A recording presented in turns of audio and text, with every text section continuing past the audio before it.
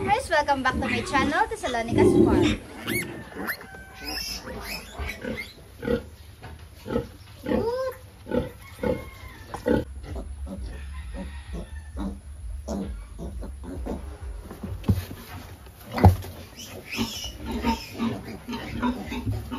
Ayan sila.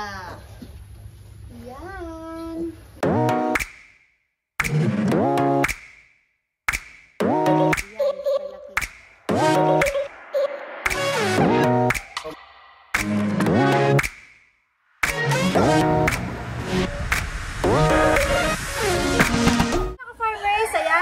Happy New Year po ulit sa lahat. Yan. So, ang tagal ko hindi nag-upload. So, nung nakita ninyo yung post ko at video ko sa pagbisita ko kay Sir B-Boy Enriquez. So, ang daming natuwa at dahil nag-upload na ulit ako ng video. So, nandito na po ulit ako sa farm kasi yun nga, tapos na po tayong mag-vacation ng Christmas and New Year sa Cavite. So, doon kasi ako nag-celebrate ng Christmas and New Year.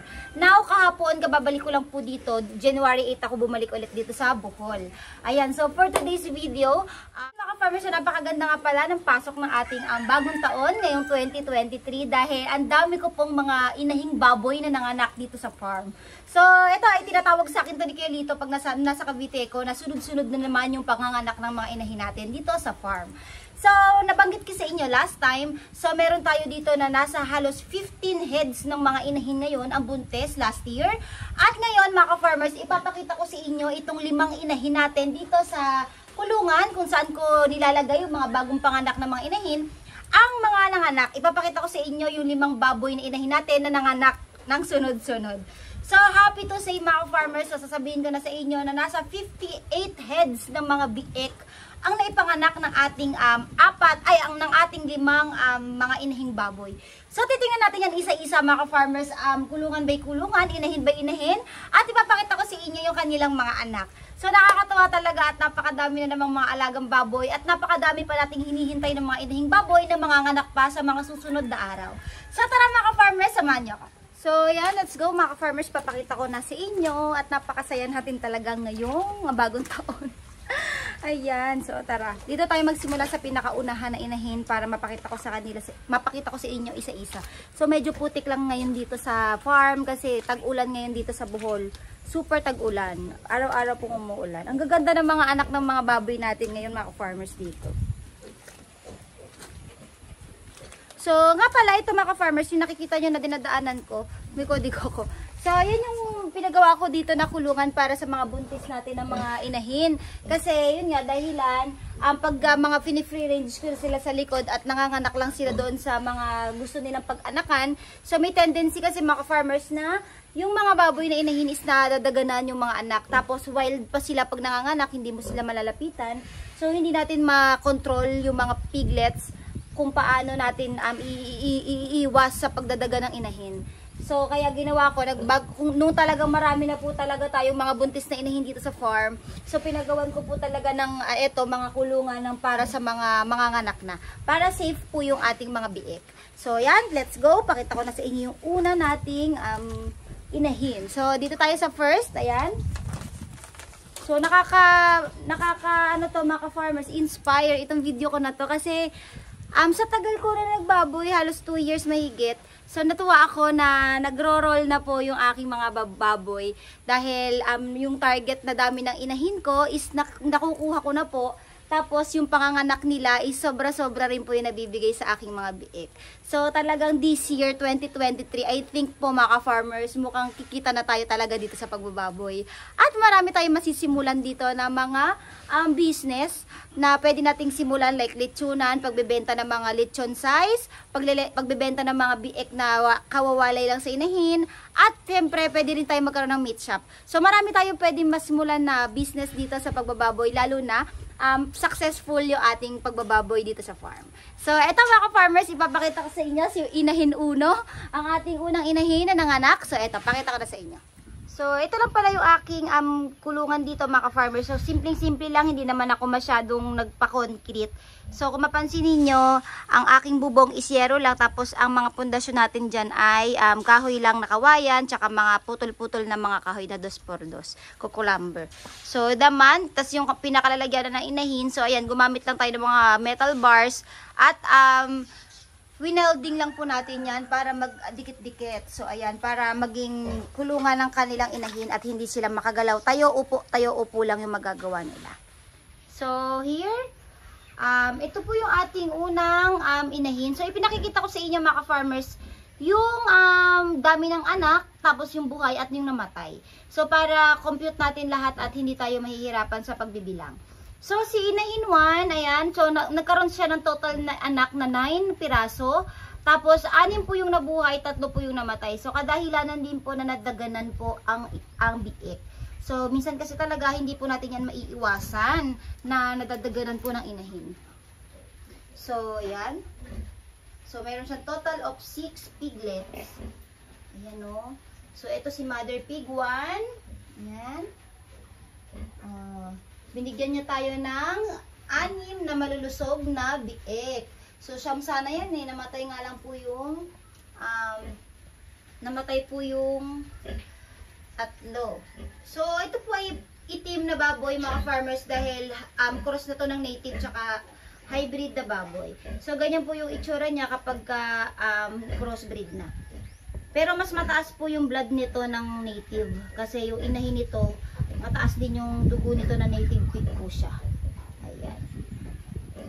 So, ayan yung nanay. Tulog na tulog. So, ayan ang mga cute na anak.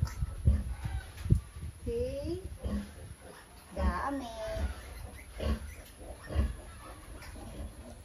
So, yun. Punta tayo sa pangalawa natin na kulungan. Okay. Wala akong taga-video. Wala si Tisali. May lagnat daw. So, ayan. So, ito na po si pangalawang baboy natin na nanganak na. So, nanganak rin po ito. At, ayan. Ito medyo, ito ba yung matapang? Ay, yung isa yung matapang, yung nangangagat. So, ito, mabait tong baboy ko na to. Native pig din to. So, ito paratak sa inyo. So, ayan po ang ating pangalawang inahin. So, meron po siyang total of 13 na anak. Ayan, buhay po ito lahat. So, ayan, nilalagay ko naman po at ini-indicate ko kung may namatay po or lahat ay buhay. Ayan, lahat po ay buhay. 13 heads. So, itong baboy na to medyo maliit po yung kanyang anak. Yan, medyo galit siya talaga. Medyo active po yung ating inahin. Ayan. Ayun yung mga anak. Ayan, ako nagagalit. Ay, Diyos ko. Lord. Tinitingnan lang naman natin yung anak mo. Yan, yung mga native pig kasi masyado pong agresibo kapag po nanganganak. Hindi nyo talaga po nalalapitan. Ayan. So, may total tayo dito na 4. Ayan, 4. Tapos tingnan din natin yung sa kabila. Maliliit tong anak nito eh. Kasi nga, mas mataas yung blood ng native pig nito. Ayan. Compare dun sa iba kasi may mga hybrids. Kung baka kagatin mo ako, ikot ako. Ha! Iya! Wait a minute.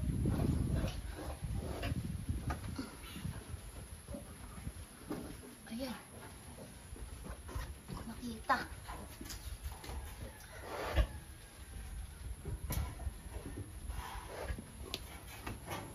Ay, hirap tumalawit. Ayan po yung iba. Hirap na hirap ako mga ka-farmers. Umakyat pa ako. Ayan yung iba. So, 4, 5, 6, 7, 8, 9, 10. Ito pa isa, 11. Yung kabila, lumipat sa kabila. Basta 13 to lahat. Ayan. Ay! Napakagalit ng nanay. Ayan. Ayan. Close up ko yung anak niya. Ayan. Medyo payat pa. Kasi kapapanganak lang po nito kagabi, mga farmers.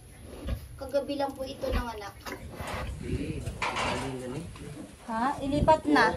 Ayan. So, okay kuya. Go.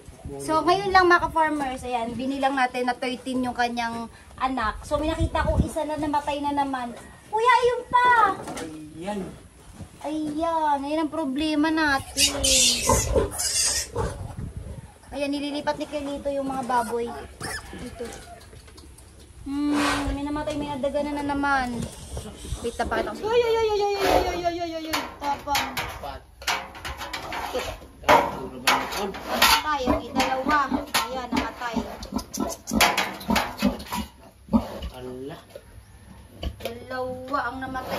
Ganun na naman. So, kanina lang ito kinuha eh. Tapos pinadady lang. Dali na naman. Allah. 30, nawala dalawa. 11 na lang. Ayan, 11 na lang silang anak. 13 sana to. Walang patay. Kagabi lang to, diba ng anak, kuya? Kagabi lang to, no? Ayun. Kami lang ilagyan ng ano, pag pangdidi pagkatapos ilagay dito. Oo. Parang hindi mo matay. Ang pangalawang baboy natin, mga farmers, on the spot naman nakita ko. On the spot nakita ko may patay. Habang nag-vlog ako. Cute-cute pa naman. Oo. Cute-cute. Ikaw talaga, Mother Pig. Ay, nako. Kuhanin ko dito yung iba.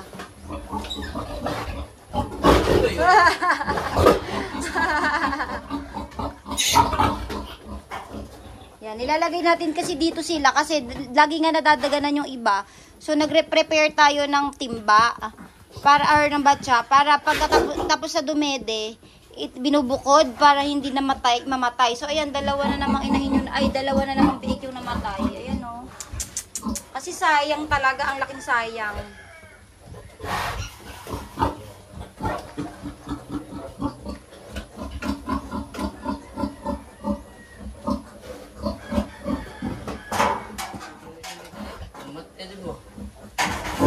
Yan, ganyan ka-agresibo ang native pig, mga ka-farmer, mga baboy na yan. Tingnan nyo yung balahibo nila sa likod doon, ang taas ng ano, ang taas ng tayo.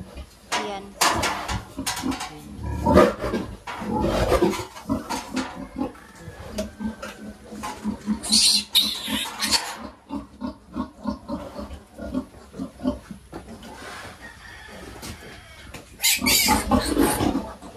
Ayan, nagagalit siya. So, ito na yung ano, mga anak. Si Tracy.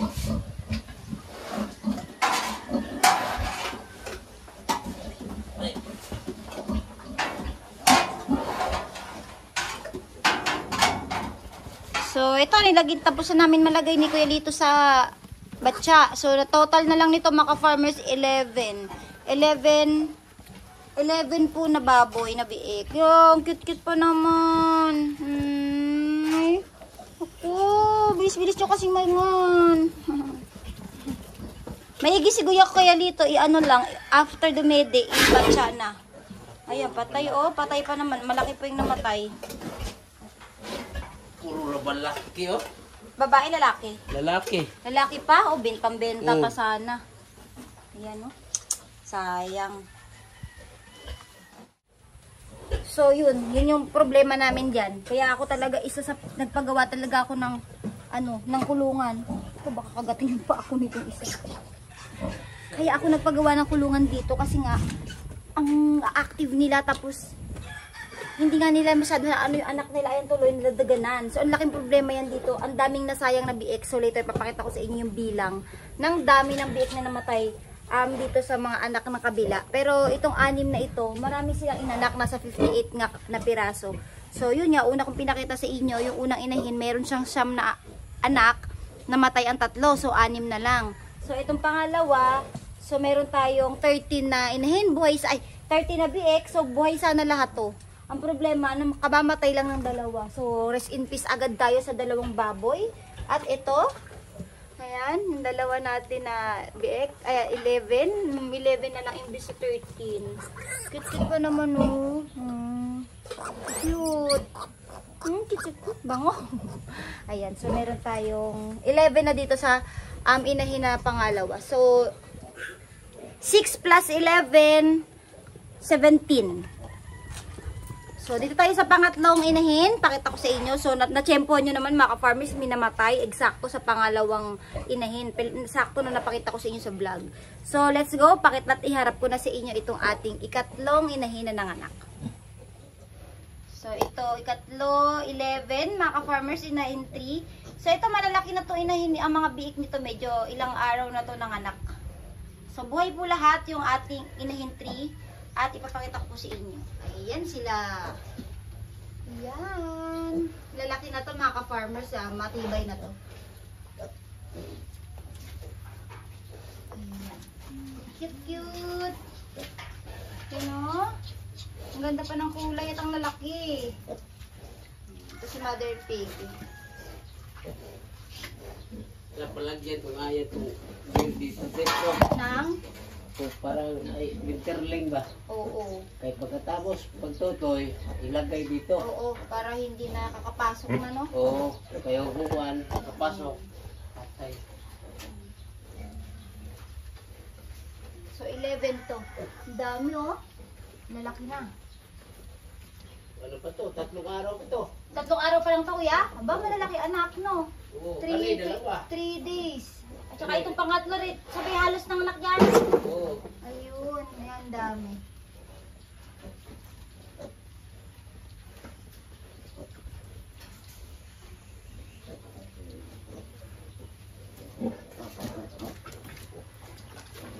So, dito tayo mga ka-farmer sa ika-4 na inahin, which is, meron tayong total of 14 anak. Ayan, 14. Ayan. So, ito, 3 days na rin ito nanganganak. 3 araw. Ayan. Ito, marami-rami ito. Inanak nito na kuya, 14. Oo. Malaking baboy kasi ito mga farmers, hybrid yung baboy na to. Ayan, tingnan yung kalaki. Hybrid na baboy.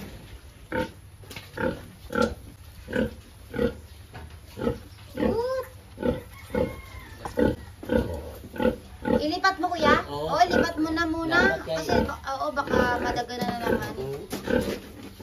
Laki na ba itong baboy? Oo. Hybrid man, hybrid. Oo. Cute!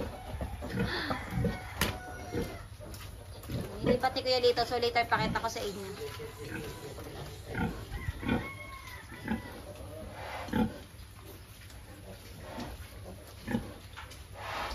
So, pang-apat to mga farmers.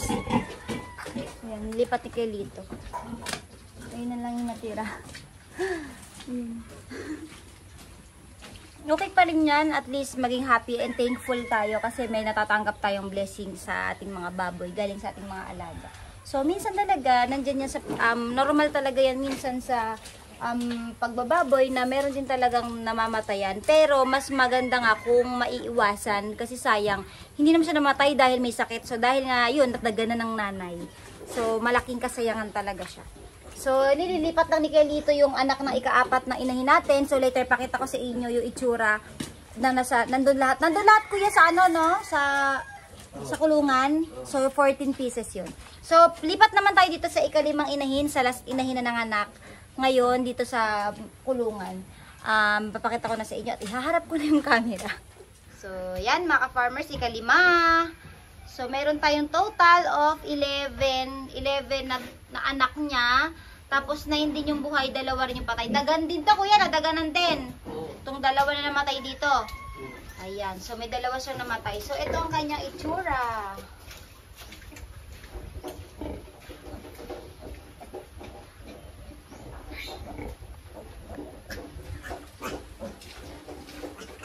So, yan. Si Mother Pig, tulog na tulog. At makita naman ninyo yung baboy natin. Mataba talaga yung mga inahing baboy natin. 1, 2, 3, 4, 5, 6, 7, 8, 9 nga. Ito kaya di mo lipat? Ha? Okay to? Lipat to. Ay, lipat rin. Yan.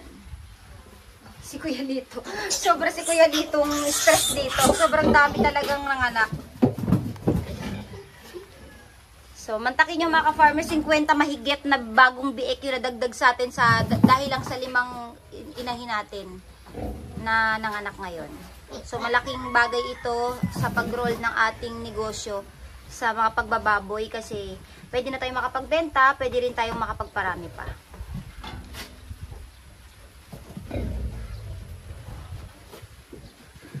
Namatay yung 2. Oo, dito sa 13. Daganan. Pag vlog ko, 2 ipit. Oh. Pag gitawag ko kay nagliblo, pag tawag pa dito, abi ko sa'y patay, so dito na tabunan man. Pagtutoy pa man. Gusto mo na pod. So, ito yung ating ika-5 inahin. Pagtutoy na pod. Tapos ito yung pang-6. So, ito waiting pa. Hindi pa ito Ay, nanganganak. mali, ang maminaw ang gani. Kaya, waiting pa to, Wala ni waiting. itin ko Waiting to Si Mana Kapin ang maminaw. panganak. Yan, si Mother Pig din. Man. Ayan. Ag nakakuha na ni. Siyam ni. So, ito naman yung ating barako. Ay, nalabang mo ang barako nga! Pinakikilala lang! Grabe man to, nakaka-atake ka naman. Apaka-high blood mo man. So, ayan yung barako natin na kumasta sa lahat ng inahin natin ngayon dito na nanganak. Kaya, malaking barako to eh. Ano? Kita nyo? Mamito ipat dyan. Kung makita nyo din sa personal, malaki yan. Ayan! Anto ka ba? Murag yan idak ano to. Ano to? Ating barako. Ano? So, ayan mga farmers yung hiniwalay ni Kuya dito. Nilagay dito muna sa kulungan. Tapos pag dede dito, dadalhin na lang ulit natin sa inahin. Ayan sila. Ang ganda nito isa oh. Line-line ng kulay.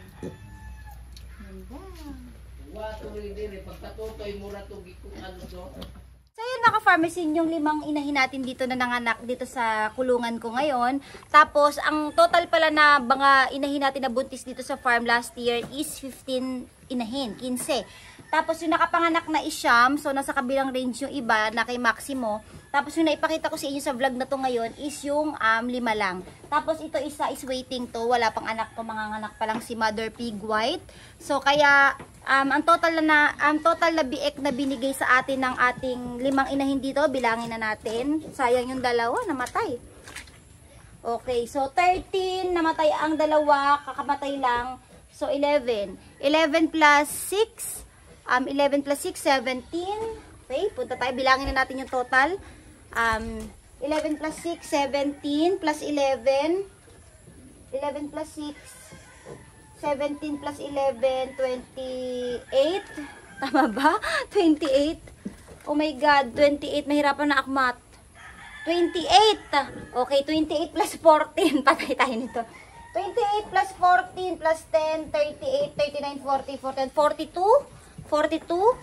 Tapos waiting tong isa. 42 plus, eto, 11. 42 plus 10. Ay, 42. 9 lang pala yung buhay dito. Dalawa patay. So, 42 plus 9, 51. So, 51 piraso po ng biek. Yung nadagdag sayang, 53 sana yun. Namatay yung dalawa ngayon lang. So, kailangan natin after magpa-dede, so, ihihiwalay na talaga natin yung biek para hindi, iwas na talaga sa pagkamatay. So, sabi ni Kuya Lito, dapat daw yung pinakababa ng inahin, yung pinakaibabang kulungan, lagyan daw ng screen para after dumede, ilalabas na yung biek para hindi na siya nakakapasok dito sa inahin niya after dumede, hindi na siya madadaganan. So tama yung naisip din ni Kuya Lito para na hihiwala yung biek kapag katapos dumede. So kasi nga sayang nga naman pag namamatay. So napakadami na, 51 heads na mga baboy ang nadagdag ngayon sa farm. At syempre, hindi tayo mahihirapan dyan sa pakain dahil lagi naman tayo nakakatipid sa pakain natin sa kanila. Dahil ang ginagamit lang natin dito sa farm is organic feeds, which is, nakikita nyo naman po palagi yung aking ginagamit ng mga pakain sa kanila, kaya po nakakatipid ako. Pero pag una po, pag winala yan, so ini-starter ko muna po sila na feeds yung mga biek. Tapos pagka unti-unti ko po silang sinusubuan ng pag-organic feeding para po hindi na po tayo gumastos sa malaki sa pagpapakain. So, kaya po yung profit natin dito sa baboy, talaga medyo malaki po yung ating nagiging profit na linis, kaya po yung profit natin dito sa pagbababoy natin is medyo malaki po yung ating nakukuhang tubo. Dahil nga po ang laki po na natitipid ko sa pagpapakain dito. Dahil hindi po ako bumibili ng mga commercial feeds para sa mga baboy ko. Ayan, so very happy and happy New Year. Very, very nice lang. So medyo sad lang ako dito sa dalawang namatay. Nasayangan lang ako. Ayan. Ay, hindi pala ito. Sa kabila pala yun. So, ayan. Baka may patay. Ay, hindi. Baka may patay na naman. Ang cute-cute pa naman nila. Diba mga farmers? Ang cute. Buhat ako isa. Cutie. Oh, diba? Ang cute-cute. Cute. Ayan. Happy ko sa pagbalik ko sa farm. Kasi po, Ayan, kasi po, ang dami po kong nadagdag ng mga inahin, ay ng mga biik. Oh, ang masasabi ko mga farmers, very very good. Kasi nga, ayan, gusto ko kayo ma-inspire sa ganitong klaseng negosyo. Gusto ko kayo ma-inspire dito sa pagbababoy ko kasi nakaka-enjoy talaga po siya, lalo na may kita talaga. Once tsagain mo lang talaga to, tapos bigyan mo lang siya ng halaga yung pagbababoy. Tapos may konting technique mga farmers para makatipid ka. So dahil kapag lahat yan i-feeds ko, wala akong kikitain dyan, konti lang. So dahil nga meron akong nagiging technique, nagtatanim ako ng pangkain nila, tapos mura yung nabibili ko lang ng mga darak, at yun naman yung kinakain nila, at pinakamaganda, sobrang ganda ng tubo ng aking mga baboy kasi matataba dahil sa pinapakain kong organic. At syempre okay na okay sa paglilitsyon dahil sobrang sarap ng native pig, lalo na kung ang pinapakain mo pa is organic. So super lasa, super sarap. Ayan. So ang bintahan nga pala ng mga biik ngayon dito, kawawalay lang sa inahin. So ranging 2,500 to 3,000 po ang bentahan ng biik na kawawalay lang sa inahin. So imagine mga ka-farmers, i-times nyo lang ng 2,500 times, kahit 2,500 na lang eh. Minsan kasi tumi 3K po yung presyohan ng mga biik na kawawalay lang sa inahin. 2,500 times, so sige 50 na lang natin, 50 pieces kasi hindi na natin isama yung putal. So ayan po yung pwede natin kitain kung mabenta natin lahat yung 50 na biik na nakuha natin dito sa 5 bagong panganak na inahin. At may hinihintay pa tayong isa na waiting, at may hinihintay pa tayo dito kay Maximo na mga buntis at mga nganak rin ngayong mga susunod na month. So, super dami at super saya. Ayan, super happy dahil unti-unti ko na po nakukuha yung success dito sa aking pagbababoy. So, marami po akong plano dito. Abangan nyo na lang po lahat ng mga paplanuhin ko dito sa mga anak. So, yan naman po i-vlog ko at talagang yan yung i-vlog ko kasi minsan kasi yung mga pagbebenta ko hindi ko na-vlog kasi minsan umaga yung pupunta yung buyer, hindi ko na-vlog. Pero sisikapin ko ma-vlog lahat para po masubaybayan nyo po yung 50 na bagong biik na nadagdag dito sa farm. Kung ano po ang mangyayari, kung ibebenta ko ba yan or i-free range ko. So abangan nyo na lang po yung aking plano dyan. Okay? So gusto nyo po ba puntahan si Maximo at ipakita ko muna si Maximo sa inyo saglit. So sige, tara. So dito kay Maximo, marami pa po ditong, wala pala akong daanan dito. So dito kay Maximo, madami po tayo ditong mga buntis din na mga inahin dito. Kasi nga total of 15 na inahin ang ating buntis dito sa farm last year. Medyo putik lang talaga ngayon eh. Pasensya na po sa daanan at maputik. Okay? Medyo maulan nga rin pala dito sa Bohol ngayon kasi tag-ulan. Max, I miss you, Max. Max, I miss you so much. Maxi. So ito lang yung baboy ko na hindi nagagalit. Maxi tayo. Diyos ko, tingnan nyo naman ang Maxi ko naman. Nakalupagi sa putek. So yun, naulan ngayon mga farmers. Sila yung langit, super dilim. Ayan. So ito, ayun, andun pala yung mga inahin. Maxi, wala tamad. Wala sa mood magpa-vlog. Umulan na. Ito. Pakita ko sa inyo yung ano dito. Inahin na buntis sa tinlagi. Ito nagpagawa lang ako ng kahoy na, ayan, kahoy lang po na kulungan para po sa maliliit na baboy natin na lahi ni Maximo. So ayan, harap ko yung cam. So ayan mga ka-farmers, buntis yan at waiting na rin po mga anak to. Maliliit tong baboy na to natin, maliliit. Hindi kagaya dun sa kabilang inahin natin na malalaki po yung mga baboy natin doon. Pero yung lahi nito, ang kumasta dito si Maximo, kaya po yung mga anak nito malalaki rin kahit maliit yung inahin. So ayan. Okay. So ayun po yung isa. Ang laki ng tiyan ng isa, oh. Ang laki ng tiyan ng isa. Ayan. Ayan. So itong mga kay Maximo, hindi masyadong masusungit yung mga inahin dito tsaka si Max. Sa kabilang kulungan, medyo maloloko yung mga inahin doon, medyo agresibo. So dito hindi. So yun mga ka-farmers, umulan na, inabot na ako ng ulan sa pag-vlog. Ayan, so wala akong taga-camera, pasensya na kayo, kaya medyo hirap ako mag-vlog ngayon. Pero next time, pagka nag-update ako, ayan, nandiyan na si Tisali kasi nagkalagnat. So hopefully, gumaling na si Tisali. Kasi tag-ulan din ngayon kaya yung medyo mahirap din sa kalusugan, uulan, iinit. Kaya sana gumaling na si Tesali para meron na po ako taga-video. Ayan. So, ayun yung iba nating mga baboy na kinakastahan ni Max. Ayan yun, ayan. So, hope na enjoy nyo po yung video na to. Mag-outro na po ako mga ka-farmers. At sana po naging happy kayo sa balita ko ngayong pasok na bagong taon na meron po nadagdag na naman sa ating sa ating farm na halos 50 piraso na biik. So, very happy po tayo talaga. At sana po pagpatuloy-tuloy po yung pagdami ng ating mga alaga para po soon malaki na rin po yung kitain natin sa pagbababoy. So, malaki na rin kasi po yung hinirap ko dito sa pagbababoy natin na negosyo. So, marami po akong ginawang trials and error, failures, success. So, lahat po yan pinagdaanan ko para po makamit ko yung dami ng baboy ko ngayon dito. At sana po dumoble pa po ng dumoble yung pagdami. So, sana yun po. Wish ko ngayong year. Sana po kumita na po ako na malaki ngayon dito sa pagbababoy ko. At syempre lahat po yan ay i-share ko sa inyo mga ka-farmers.